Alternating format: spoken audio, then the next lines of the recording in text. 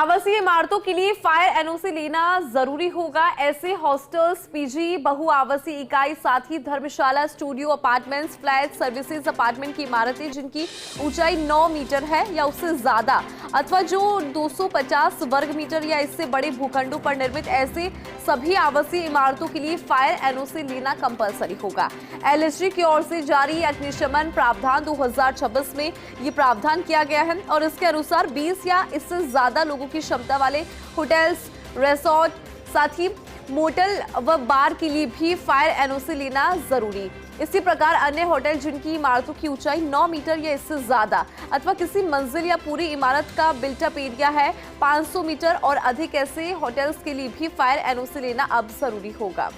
इसमें ज्यादा जानकारी के साथ एसोसिएट एडिटर अभिषेक श्रीवास्तव जी जुड़ गए हैं। अभिषेक जी, क्या अपडेट है आपके पास इसको लेकर, क्योंकि नया ऑर्डर जो है वो यहाँ पर जारी हुआ है? देखिए, राज्य सरकार की ओर से नए अग्निशमन प्रावधान 2026 जारी किए गए हैं और ये जो प्रावधान जारी किए गए हैं भारत सरकार का नवाचार है compliance reduction and deregulation phase 2 के तहत ये आदेश जारी किए गए हैं। ये जो नवाचार है भारत सरकार का, वो ये कहता है कि जो गैर जरूरी प्रक्रियाएं हैं और जो औपचारिकता है प्रकरणों के निस्तारण में, उनको कम से कम किया जाए। उसी लिहाज से ये आदेश जारी किया गया है और ये करीब 79 पेजेस का जी पूरा ये जो अग्निशमन प्रावधान 2026 है, इसमें विभिन्न प्रकार की जो विभिन्न लैंड यूज की या विभिन्न यूज की जो इमारतें हैं उनको अलग अलग 9 वर्गों में विभाजित किया गया है और बाकायदा टेबल बनाई गई है। ए से लेकर जे तक अलग अलग 9 वर्गों में शामिल किया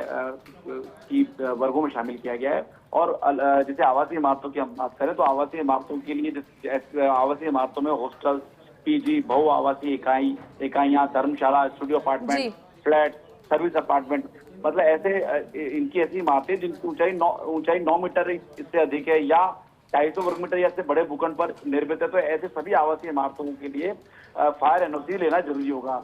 इसी तरह 20 या इससे अधिक लोगों की क्षमता वाला कोई होटल है, रिसोर्ट है, मोटल है या बार है, उसके लिए भी फायर एनओसी लेनी होगी। इसके अलावा जो स्कूल्स हैं प्रदेश में, जो स्कूल्स हैं शहरों में, उनको लेकर भी स्थिति स्पष्ट की गई है। बताया गया है कि सीनियर सेकेंडरी लेवल तक के जो स्कूल हैं उनके लिए फायर एनओसी लेना अनिवार्य है।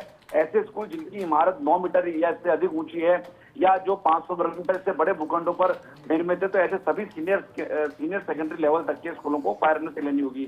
इसी तरह जो कोचिंग सेंटर की बात करें, उनके लिए फायर एनओसी जरूरी की गई है। कोचिंग सेंटर जिनमें 50 से अधिक विद्यार्थी हों या जिनका निर्माण 1000 वर्ग मीटर से बड़े भूखंडों पर किया गया है, तो उन सभी कोचिंग सेंटरों के लिए फायर एनओसी लेना अनिवार्य होगा। लेकिन जो कोचिंग सेंटर ग्राउंड फ्लोर और फर्स्ट फ्लोर तक ही बने हुए हैं और जहाँ पे विद्यार्थियों के लिए आवास की व्यवस्था नहीं है, ऐसी इमारतों को फायर एनओसी में छूट दी गई है। इसी तरह hospital, nursing home, industrial building, commercial building के लिए भी इस तरह के प्रावधान किए गए। मतलब जो विभिन्न तरह के जो प्रावधान थे उनको एग्जाई किया गया है और एग्जाई करके अग्निशमन प्रावधान 2026 लागू किए गए हैं। और सबसे बड़ी बात यह है, जो पहले नेशनल बिल्डिंग कोड के प्रावधान थे उनको हटाया गया है। बिल्कुल ठीक है अभिषेक जी, बहुत शुक्रिया इस पे जानकारी और अपडेट के लिए।